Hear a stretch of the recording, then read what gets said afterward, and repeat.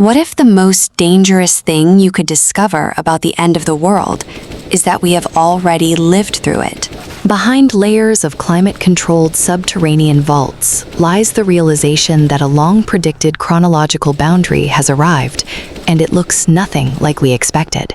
According to suppressed eschatological calculations, the year 2026 represents a terrifying intersection, the collision of ancient biblical prophecy, astrological transition, and a profound crisis of human consciousness. The ancients did not view time as a straight line moving from a meaningless past to an accidental future. They viewed it as a spiral. In the Hebrew tradition, the concept of the Shemitah and the Grand Jubilee served as a cosmic reset button. It was a recognition that human systems naturally decay and must periodically be reborn. Beneath the public layer of calm, the Church's own astronomers have quietly tracked a far more specific alignment. The transition from the Age of Pisces into the Age of Aquarius is a violent psychological restructuring. The year 2026 is mathematically identified as the absolute tipping point. The panic isn't that the physical world is ending.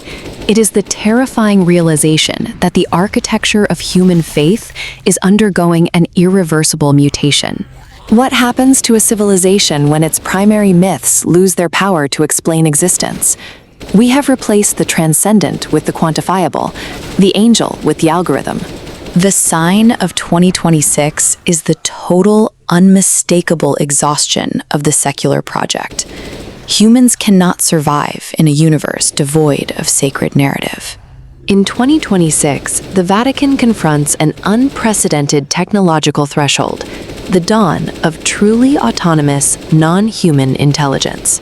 To the theological mind, this is an ontological catastrophe. It challenges the very definition of the soul. Ancient texts foretold a time when humanity would build a false firmament of information, the archontic matrix, that would completely cut off our perception of the true divine reality. History demonstrates that the divine has a strange habit of subverting human expectations. In the Babylonian exile, the temple lay in ruins. During the Black Death, a third of Europe was wiped out.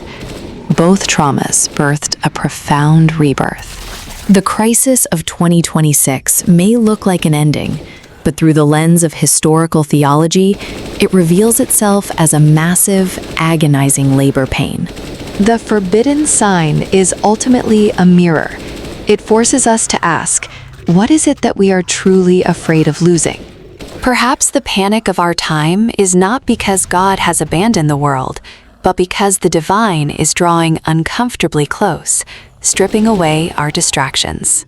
When the old myths finally fall silent, will we have the courage to listen to what speaks next?